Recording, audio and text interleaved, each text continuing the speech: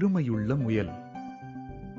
ஒரு அடர்ந்த காட்டில் ஒரு கருப்பு காட்டுப்பூனை வாழ்ந்து வந்தது. அதற்கு பக்கத்து வீட்டில் ஒரு பெருமையுள்ள முயல் இருந்தது. அது மற்றவர்களை கேலி செய்து தனக்கு பிடித்த நண்பர்கள் மான், குதிரையுடன் மட்டும் விளையாடி வந்தது. வணக்கம் முயல் அவர்களே, நானும் உங்களோட விளையாடலாமா? உன்னோட நான் விளையாடுறதா? நான் உன்னோட விளையாடினா உன் மீதுள்ள கருப்புள்ள நிறம் எனக்கு ஒட்டிக்கொள்ளும். போ இங்கிருந்து. பூனை மிகுந்த வருத்தத்துடன் போய்விட்டது. ஆனால் முயல் பூனையை ஏமாற்ற திட்டம் தீட்டியது.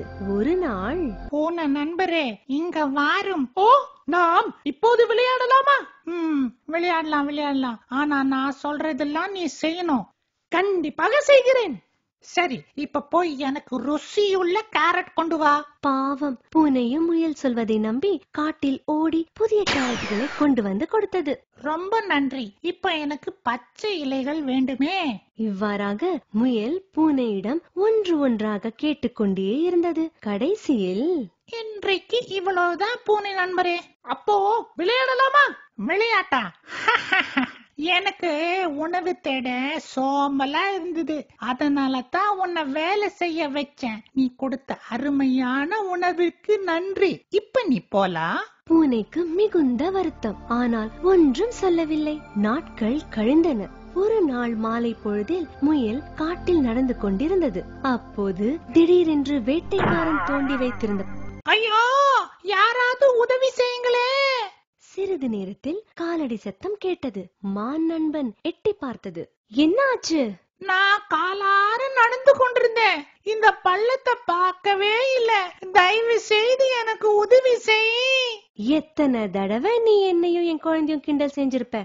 நான் ஏன் உனக்கு உதவி செய்யணும் என்று சொல்லிக் கொண்டே மான் சென்று விட்டது. சிறிது நேரம் கழித்து மீண்டும் காலடி சப்தம் கேட்டது. குதிரை எட்டி பார்த்தது. அடக்கடவுளே, குதிரை அண்ணா, என்னை காப்பாத்துங்களே.